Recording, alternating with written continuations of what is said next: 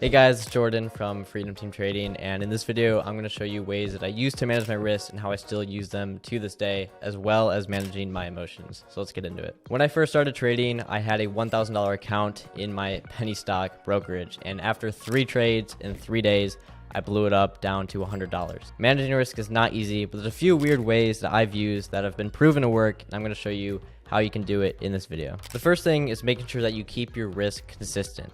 I used to never do this. Basically, I used to have an account with a strategy that actually works, but over time, my account was not growing. Even throughout the times that I had a winning strategy, I still could not see consistent profits. Essentially, some trades I would be risking $100, other trades I would be risking $1,000. And when you do that, you're simply not going to see consistent profits at all. So here's how I went about fixing it. The rule of thumb is that if your account is under 5 grand, you don't want to risk more than 5% of your account per trade. If your account is over $10 to $15, $20,000, then you can risk anywhere from 2 to 3%. If it's above 20 to 30K, you can risk about 1 to 2%. By doing this, you're going to allow yourself to have very consistent with your risk tolerance. That means on every trade, you should be risking about the same dollar amount per trade. If you do this and you have a winning strategy, you're going to be able to see consistent profits a lot easier. If you don't implement this, here's what's going to happen. Essentially, you're not going to know what the error is in your inconsistency, okay? Even if you have a winning strategy, if your risk management is off, you're still not going to see your account grow at all. If you need to keep your risk consistent, because that way you can really tell what else is at fault if you're not profitable yet. If you know that your risk is consistent and you're still not making money, then all it is a strategy issue, and that's a much easier fix. If you risk the same amount per trade, you're going to have the exact data you need to know exactly if your trading is working or not. This way, you can finally have consistent profits as long as your risk is staying the same throughout your trading journey. Okay, so number 2, this one's a little weird, it's a little interesting. You probably have not thought about this, but it's simply setting time limits on your iPhone. Doing this is really important because I know a lot of you, especially like me back in the day, 6 years ago when I didn't know what I was doing, I was over trading all the time. I was addicted to my phone, I was addicted to trading, and I did not even realize it. Because of different apps like Thinkorswim or E-Trade or whatever broker you're using, you're able to set iPhone limits. And that means you are not allowed to look at your brokerage account throughout a specific period of the day or only for a certain amount of the time throughout the day. If you do this, you're not going to over trade. You're going to remind yourself constantly that you took your trades in the morning and you're done for the day.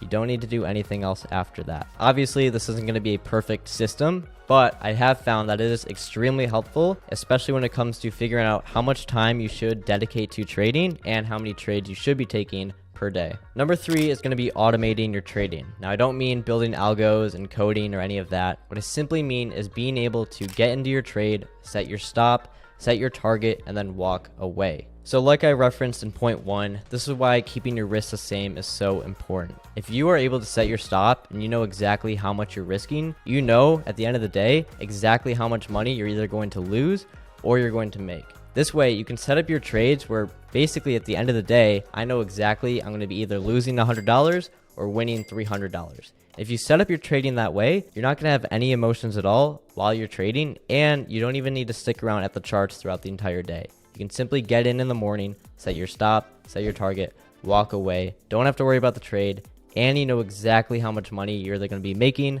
or losing. If you're anything like me, I used to take my profit right away as soon as I was up just a few points or a few percentage in profits. Adding this to my system allowed me to actually let my winners run and get rid of the fact that I may get out before my stop loss hits or after my stop loss gets broken down through. This way, you know exactly how much you're going to be risking, and you can let your winners run to make a lot more profits. Number 4 is option selection. You probably don't know this, but the option that you pick is crucial to understanding if you're going to make money, even if you get it in the right direction. Let me explain. Basically, if I get a 0 DTE option and price goes up very slowly, very choppily, I'm not going to make money on that option. Now, if I were to get maybe a week out or 2 weeks out in the money options, I have a much better chance of making money. The other thing is that some people with options, they tend to risk 50% of their account, or they'll do lottos and risk 100% of their account, which is not something you want to do. Now, here's a simple way that you can think about it. You can either put $1,000 into an option, risk 50%, that's $500, and try and make 100%. Or you could put $2,000 into an option, risk 25%, and aim for 50%. At the end of the day, you're still going to be risking $500 per trade. So the risk is the same. But with one, you're risking 50% of the option and going for a 100% gain, which is a lot harder to do as opposed to going for a 50% gain on a more in the money option. If you're able to understand which options make the most sense for your strategy, and picking the right strike prices and getting the right expiration is going to be crucial to helping you understand your risk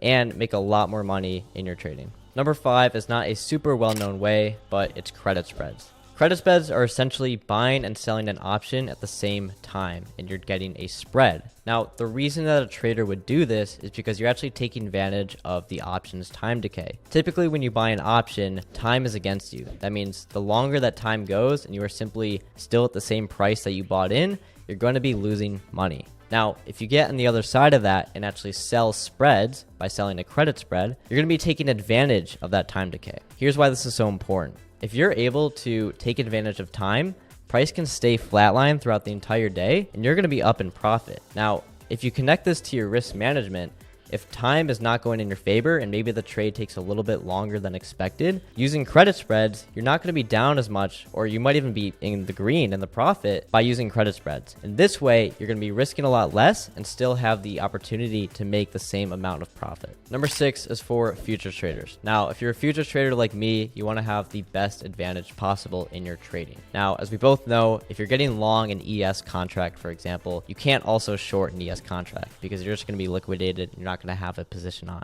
Now, one thing that I like to do that is extremely helpful in my trading is if I am in a long ES position, for example, price goes up in my favor, and let's say there's a supply zone in the way, or for whatever reason I want to get short and take some profit off, instead of taking off my contract, I can actually just short MES futures contracts. That way, if price ends up going lower, I can capitalize on the fact that I shorted those MES futures, take those profits, and if price ends up going back higher, I still have my long ES contract that I'm riding to the end. This is a great way that you can take some risk off when trading futures. Hope you enjoyed the 6 ways that I use to help manage my risk. If you are still struggling with risk management, I want you to click the first link in the description below. You can hop on a call and we'll help map out an entire risk management plan for you, set you up for success with your risk management and your emotions. If you enjoyed the video, drop a like, subscribe. I'll see you guys in the next one.